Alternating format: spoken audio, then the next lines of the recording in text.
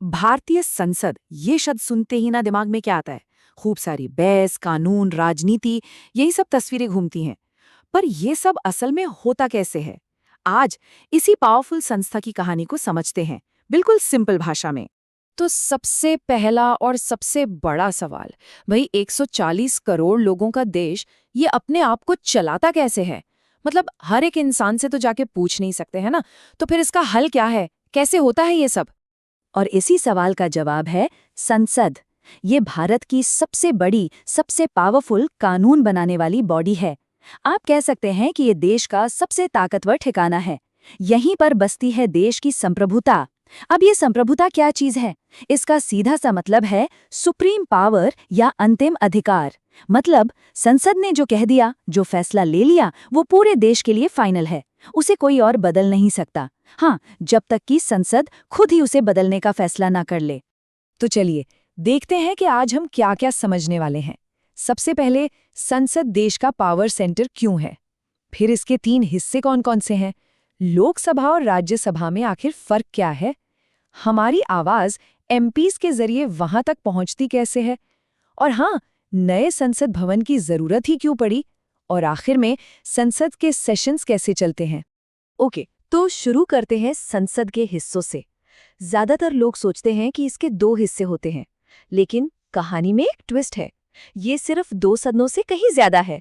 देखिए, हम सबने लोकसभा और राज्यसभा का नाम तो सुना ही है ना? ये 2 सदन तो हैं ही। लेकिन जब हम संसद के अंग या पार्ट्स की बात करते हैं, तो वो असल में 3 हैं। सोचिए, कोई बिल कानून कैसे बनता है?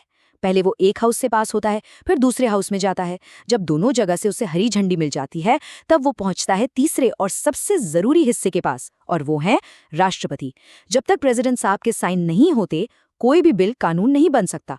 तो 3 अंग हुए: राष्ट्रपति, लोकसभा और राज्यसभा। चलिए अब जरा इन दोनों सदनों को करीब से देखते हैं। लोकसभा बनाम राज्यसभा, इन दोनों में फर्क क्या है, ये समझना बहुत जरूरी है। और इसे समझने का एक अच्छा तरीका है दुनिया की दूसरी बड़े डेमोक्रेसीज को देखना। देखिए, भारत की जो लोकसभा है, जहां लोग सीधे अपने नेता चुनकर भेजते हैं, वो बिल्कुल ब्रिटेन के हाउस ऑफ कॉमन्स या अमेरिका के हाउस ऑफ रिप्रेजेंटेटिव्स जैसी है। और दूसरी तरफ है राज्यसभा, जो राज्यों को रिप्रेजेंट करती है।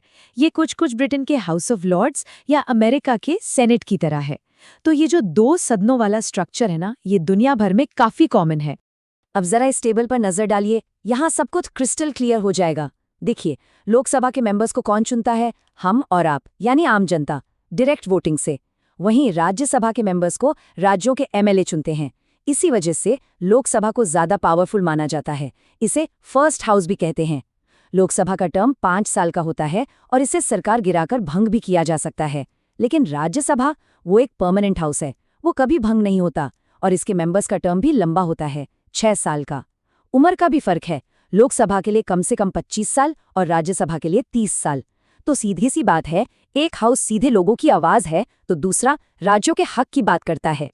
तो सवाल ये है कि इन बड़े बड़े सदनों में 140 करोड़ लोगों की बात पहुंचती कैसे है? जवाब सीधा है, सांसदों के जरिए। जी हाँ, हमारे मेंबर ऑफ पार्लियामेंट, यानी कि एमपी। आपको पता है, हमारे संविधान के हिसाब से लगभग हर 10 लाख लोगों पर एक सांसद होता है। जरा सोचकर देखिए, जब कोई एक एमपी संसद में खड़ा होकर बोलता है, तो ये माना जाता है कि वो एक पूरे शहर की आबादी की आवाज है।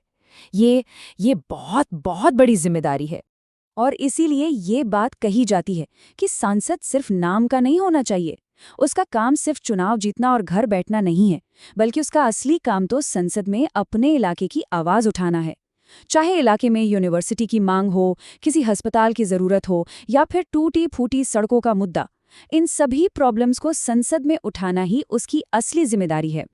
अच्छा, हाल ही में भारत को एक नया चमचमाता हुआ संसद भवन मिला।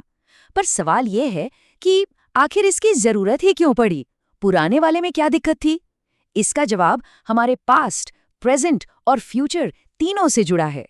इसकी सबसे बड़ी वजह जुड़ी है साल 1971 के सेंसस यानी जनगणना से। आज संसद में जितनी भी सीटें हैं ना, वो 1971 की आबादी के हिसाब से हैं।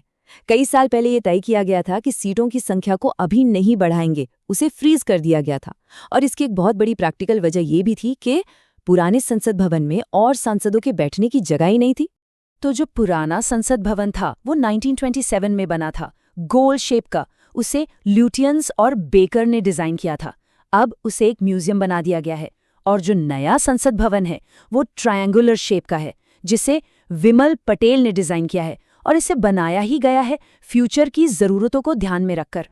अब देखिए, 1971 से सीटों की संख्या पर जो रोक लगी हुई है वो 2026 में खत्म होने वाली है। मतलब 2026 के बाद सांसदों की संख्या बढ़ेगी, और जब ज्यादा एमपीज होंगे तो उन्हें बैठाने के लिए एक बड़ी जगह तो चाहिए ही थी।